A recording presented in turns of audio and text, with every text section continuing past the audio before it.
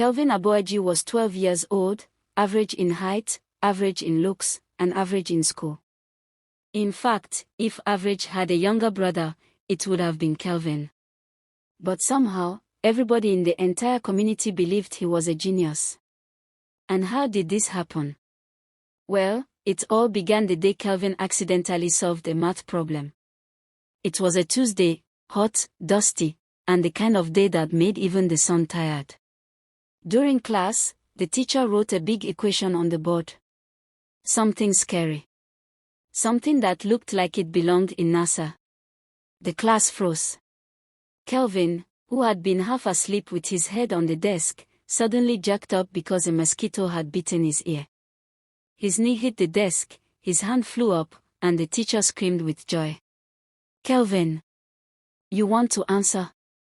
Oh! Brilliant boy!" Before he could protest, the teacher had dragged him to the board. Kelvin stood there shaking, staring at the equation like it was an insult. Then, the chalk slipped from his sweaty hand, bounced on the floor, and rolled under Paula's desk. Everybody followed the chalk with their eyes. And to distract from his embarrassment, Kelvin mumbled something. The answer is probably 17. The teacher gasped. The class gasped. The chalk gasped in spirit.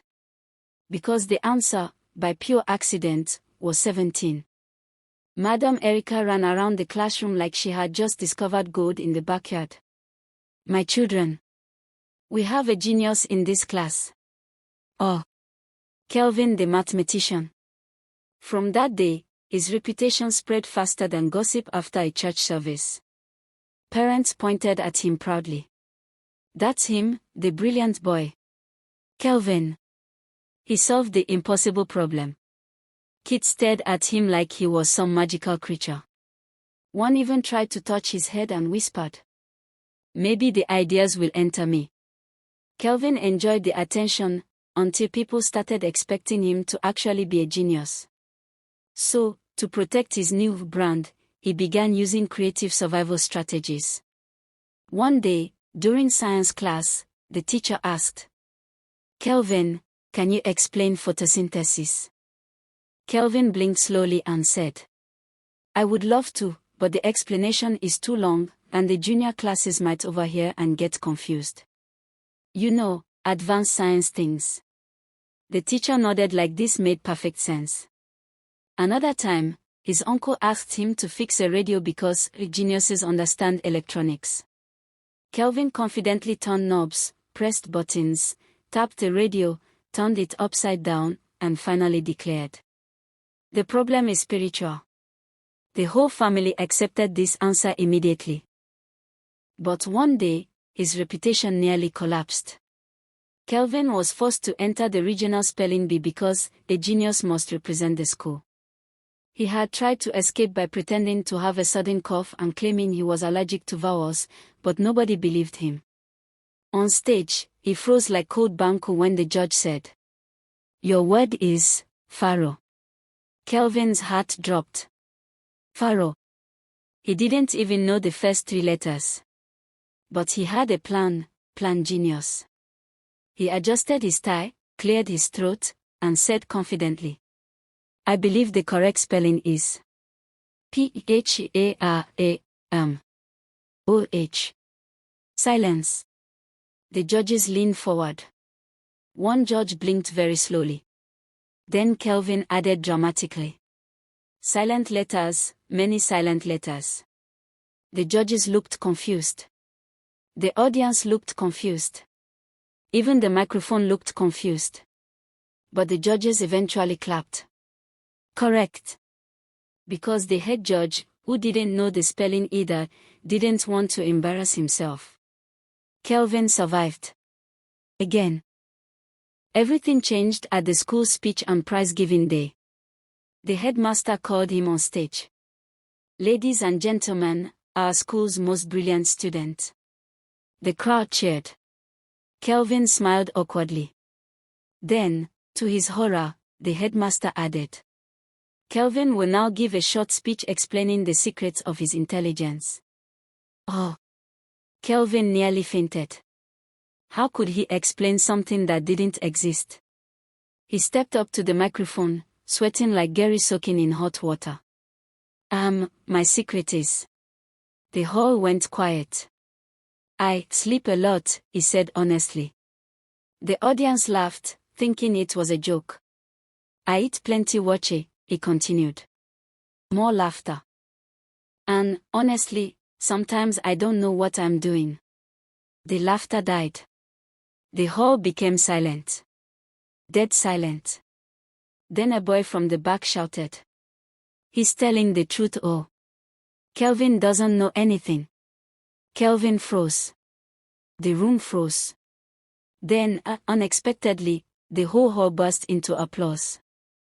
The headmaster smiled proudly. Oh. See humility. The mark of a true genius. They lifted him up like a hero. And just like that, Kelvin became even more famous, not because he was smart, but because everyone believed his humility made him even more intelligent. Kelvin didn't bother correcting them again. After all, if the world insists you're brilliant, why argue? After speech and prize-giving day, Kelvin's fame exploded like popcorn in hot oil. Everywhere he went, people treated him like a national treasure. A woman selling Kellerwheel would whisper. Give him the biggest piece. He needs brain fuel. Bus conductors pointed at him proudly. This boy. His brain alone can power the whole trotro. Small children saluted him like a commander. Even the goats in the neighborhood moved out of his way, although that might have just been coincidence. Kelvin enjoyed it at first. But fame came with responsibilities and expectations. Big, unreasonable, impossible expectations. One morning, Mr. Bo, the landlord, stormed into Kelvin's house like a hurricane with trousers. Where is the boy? He demanded. I need his genius advice. Kelvin's mother proudly called him out. Kelvin, someone needs your brain. Kelvin came out rubbing his eyes. For what? Mr. Bo sighed dramatically. My TV remote stopped working. I need your expert opinion. Kelvin stared. A remote. He inspected it like a doctor examining a very sick patient. Then he calmly removed the batteries, blew into the battery slot, hit the remote twice, then handed it back like a surgeon finishing a procedure. This one, he said, needs new batteries. Mr. Bo gasped. A prophet. You are a prophet of electronics. And that's how the rumor began that Kelvin could see unseen problems. The next disaster, the next event came when the district announced a science fair. The school, of course, selected Kelvin to represent them. He tried everything to escape. Fake stomachache. Fake broken arm. Fake prophecy from a fake pastor saying Kelvin must rest. Nothing worked. The teacher said, a genius never runs from greatness. Kelvin muttered, this genius wants to run very far. On the day of the fair, all the participants carried real science projects. Volcanoes, solar systems, water filters, robots. Kelvin. He came with an empty carton box. The teacher nearly screamed. Kelvin. Where is your science project? Kelvin tapped the empty box gently and said. This is Invisibot 3000.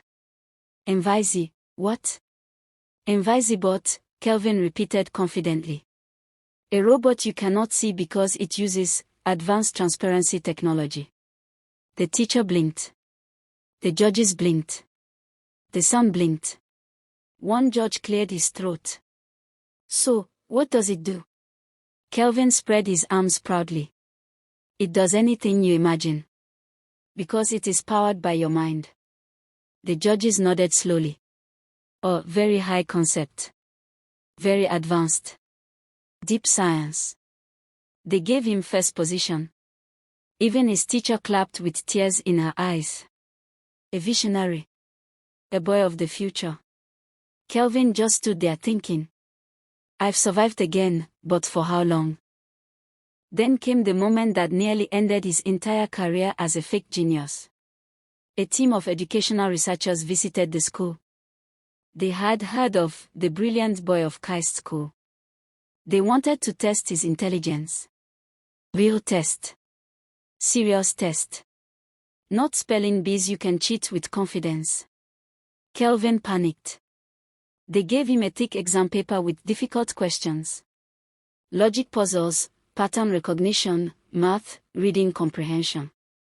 Kelvin looked at the paper and the paper looked back at him like, "You are finished." He stared blankly for 15 minutes. Suddenly, he had an idea, dangerous, but possible. He raised his hand. "Sir, before I start, I need silence." Everyone in the room went quiet. Kelvin closed his eyes and began humming. Softly at first, then loudly like a generator learning how to sing. The researchers whispered, "Wow, he must be activating his brain waves." Kelvin hummed louder. The teacher gasped, "This is genius mode." Kelvin hummed for so long that the exam time finished. The researchers were impressed. Remarkable technique. Very advanced cognitive meditation. No need to mark the test. His harmonics alone show high intelligence. They shook his hand. Kelvin almost cried from relief. Next thing he knew, the national TV wanted to interview him. During the interview, the reporter asked, "Kelvin, what inspires your genius?" Kelvin said, "Rice." The reporter paused. "Rice?" "Yes. The long grain type. The inspiration is longer." The reporter nodded seriously. "Deep. Very deep." Kelvin continued. "Sometimes jollof. Sometimes plain rice. It depends on the assignment." One evening, his little sister Nora confronted him. "Kelvin, you are not a genius. I've seen your test papers. You have never had 100%. Why don't you just tell the truth?" Kelvin sighed. "You're right. But now it's too late. If I tell the truth, people will faint. Madam Erica might resign. The headmaster might retire early. The national TV reporter might quit journalism. The community will collapse." Nora thought for a moment. "That's true. Continue lying." Kelvin nodded. With confidence. Kelvin had survived everything so far: science fairs, interviews, brain tests, even fake meditation humming. But destiny had been waiting for him like a patient landlord collecting rent. And that day arrived. One Friday morning, the headmaster burst into Kelvin's classroom, sweating and smiling like Christmas had come early. "Children, great news. Our genius, Kelvin, has been invited to the National Academy for Young Intellectuals." The class applauded. Kelvin stopped breathing. "Oh, I'm finished," he whispered. The headmaster lifted him up like a trophy. "They want him to do a live demonstration of his intelligence." Kelvin nearly fainted. Live demonstration. National Academy. Oh. The academy was full of real geniuses. You could tell by how serious they looked, how silent they were, and how some of them were solving Rubik's cubes with their feet. Kelvin swallowed hard. "I'm going to die here." A tall professor with big glasses and bigger expectations welcomed him. "Oh, Kelvin. The boy who invented the invisible robot." Kelvin forced a smile. "Oh, yes. Invisible 3000, still in, production." The professor clapped excitedly. "Excellent. We will begin the demonstration soon. You will solve a few basic tasks for us." Basic. Kelvin knew their definition of basic, and his definition were not even cousins. They placed a giant logic puzzle in front of him. All the geniuses watched. Cameras were recording. Kelvin's soul left his body. He held the puzzle piece upside down, pretending to be in deep thought. A small boy whispered, "Wow, he is analyzing the geometry." Kelvin whispered back, "I'm analyzing my life choices." 5 minutes passed. 10 minutes. 15 minutes. Kelvin was sweating like someone who owed the universe money. Finally, the professor asked gently, "Kelvin, do you need help?" Kelvin took a deep breath and said the only thing his brain could produce. "Help is a distraction to the mind." Everyone nodded like monks. But then, one of the geniuses, a sharp-eyed girl named Zainab, walked closer. She gently took the puzzle from his hands. And it was backwards. Upside down. Wrong side. Wrong orientation. Wrong everything. The room went silent. The professor blinked. Kelvin blinked harder. Zainab asked softly, "Kelvin, do you even know what this puzzle is?" Kelvin smiled nervously. "Of course. It's a shape." The professor removed his glasses, shaking his head slowly. "Kelvin, this is not a puzzle. It's the box of the puzzle." Kelvin froze. That was it. The container. He had been turning the empty box like a genius philosopher. Everyone stared at him. The lie cracked. To confirm their suspicion, they gave Kelvin a simple test. Just 10 questions. Easy ones. But Kelvin did what he does best, panic. He looked at the paper. The paper looked back at him. Both of them agreed he was doomed. The first question. What is 12 plus 8? Kwame wrote. It depends. The second question. Name one part of a plant. Kwame wrote. The green part. By the third question, the professors were looking at him like he was a mysterious creature. By the fourth, they were confused. By the fifth, they were scared. By the sixth, one professor whispered, "Is this performance art?" By the seventh, Zainab said, "He's not a genius. He's just lucky." Kelvin sighed deeply. My secret has finally retired. They marked his test.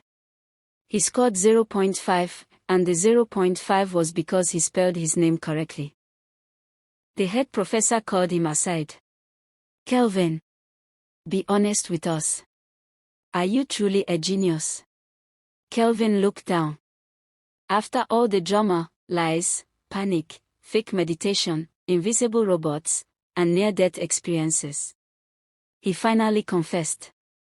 No, sir. I'm not a genius. I'm just very good at surviving. The hall went silent. Then, shockingly, the professor smiled. Aha! Honesty at last. Kelvin, genius or not, you are one of the most creative thinkers we've ever seen. Kelvin blinked. Me? Yes. You invented an invisible robot, fooled judges, outsmarted researchers, and convinced a whole school you were a prodigy. That is natural intelligence. Not academic intelligence, but life intelligence. Kelvin stood there stunned. The professor patted his shoulder. Next time, just don't lie. Use your talent properly. When he returned to school, everyone gathered around him. Kelvin, how was the academy? Did you solve big equations? Did you invent something new? Kelvin raised his hands dramatically like a motivational speaker. I failed. They caught me. I am not a genius. I'm just Kelvin. The entire school gasped. Then Madam Erica said, well, at least you're honest now. And she handed him a mop. Here.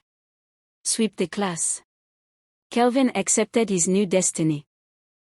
After the National Academy incident, Kelvin became famous again, but this time for being the boy who fooled the whole country.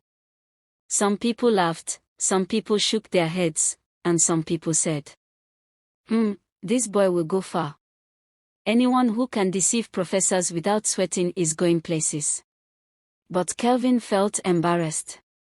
For the first time in his life, he wanted to actually learn something. Not pretend. Not guess. Not hum until time is up. Real learning. And that was the beginning of the madness.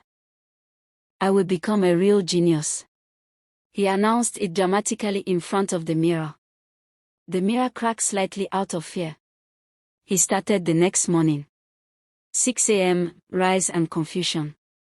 Kelvin woke up early, stretched, and said, "Today, my brain will be activated." He ate porridge immediately because he heard somewhere that breakfast fuels the mind. The problem? He didn't even like porridge. He took 2 spoonfuls and nearly cried. But still, sacrifice. Study method number 1. Sit near the smart person strategy. Kelvin decided the fastest way to understand things was to sit next to the smartest girl in class, Zainab. Yes, the same girl who discovered his puzzle box scam. When he sat beside her, she gave him side eye. Kelvin smiled and said, "I want to learn from you." Zainab squinted. "Are you sure you're not here to copy?" Kelvin gasped dramatically. "Copy? Me? Never. That was last year's version of me. I am upgraded." Zainab shook her head but agreed to help. In math class, she explained. "Kelvin, 4 by 6 means 4 groups of 6. Kelvin wrote confidently. 4 times 6 is equal to 46. Zainab slapped her forehead. "Oh Lord." But after 20 minutes of struggling, something surprising happened. Kelvin solved one equation correctly. Zainab gasped. "You got it." Kelvin grinned. "My brain is downloading." He heard somewhere that geniuses of old studied under dim lamps. So that night, he lit a candle and opened his science book dramatically like a prophet about to receive a vision. His little sister Nora entered the room. "What are you doing?" Kelvin lowered his voice like a sage. "I am activating ancient wisdom. By burning the house." The candle had already melted halfway onto his mathematics textbook. Nora screamed. "Momoya. Kelvin is cooking his textbook." Kelvin quickly blew out the candle. "See. I nearly discovered fire resistance formula." His mother yelled at him for 20 minutes. Ancient wisdom failed. Kelvin copied motivational quotes from the internet badly. He wrote and pasted this all over his wall. Success is 99% perspiration and 1% something. Think positive. Even if you're negative. Never give up unless you're tired. Focus is important. I think. His mother walked into the room, took one look, and asked, "Kelvin, are you alright?" "Mama, these are genius quotes." Genius or confusion? Then something shocking happened. During English class, Mr. Tim asked the students to write a short story. Kelvin, who had never taken writing seriously, just wrote whatever came into his mind. He described a chicken who thought it was a lion, joined a pride, and almost got eaten. The class laughed. The teacher laughed. Even the headmaster laughed. But then the teacher said something nobody expected. "This is good. Very good. You're a talented storyteller." Kelvin blinked. "Me? Yes. The humor, the narration, the twist, this is excellent." For the first time ever, Kelvin felt something warm in his chest. Pride. Real pride. Not the fake genius pride. Unexpected, but real. From that day, Kelvin started writing more. Funny stories. Silly stories. Wild, dramatic stories. Stories that made no sense but made everyone laugh. He wrote during lunch. After school. Before bed. Sometimes on his bed. Students who used to call him fake genius now called him the storyteller. Teachers encouraged him. Even Zainab smiled at him and said, "I think you finally found your real talent." Kelvin grinned. "For once, my brain is doing something useful." Kelvin, formerly known as the genius by accident, had finally found something real: writing. And surprisingly, he was good at it. Very good. So when the school announced a national junior storytelling competition, everyone screamed his name. Kelvin must represent US. Kelvin nearly choked on his breakfast. "Oh. Me. National again. Have you forgotten what happened the last time?" But the teachers insisted. Even Zainab encouraged him. And deep down, Kelvin wanted to prove something. Not to the world. Not to the school. To himself. He said yes. The competition begins. The venue was huge. Cameras, judges, lights, the whole country was watching again. But this time, Kelvin wasn't pretending to be anything. He wasn't faking intelligence. He wasn't humming like a broken generator. He wasn't explaining invisible inventions. He was just Kelvin. Before him, other contestants read stories. Beautiful stories. Emotional stories. Serious stories. Kelvin trembled backstage. But he held on to one thought. If I'm going down today, at least it will be as myself. Just before his turn, a tall boy from another school approached him. He smirked. "So you're Kelvin, the fake genius. I know your story. You fooled the whole country." Kelvin froze. "People like you don't deserve to win anything," the boy continued. Fraudster. The word stabbed Kelvin right in the chest. He almost walked out. He almost quit. But then, Zainab's voice echoed in his mind. "You finally found your real talent." He stood tall, swallowed the fear, and walked onto the stage. The audience went silent.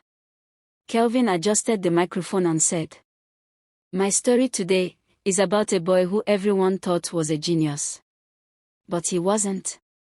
The judges leaned forward. The audience murmured.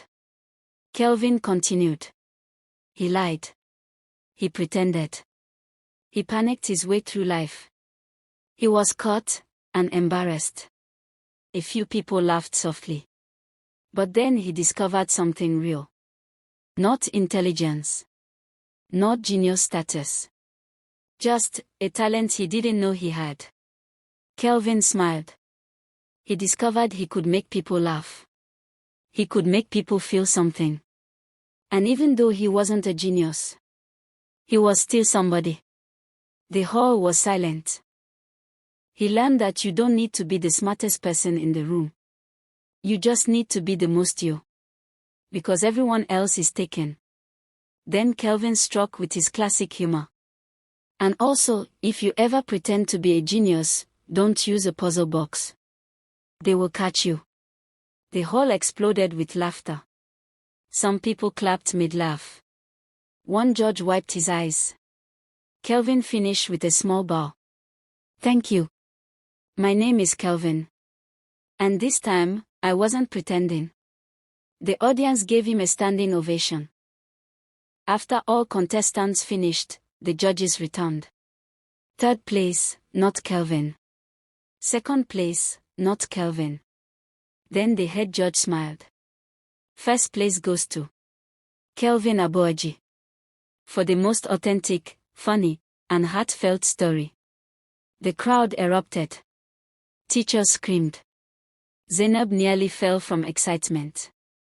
Kelvin just stood there, stunned. This time, he had actually earned it.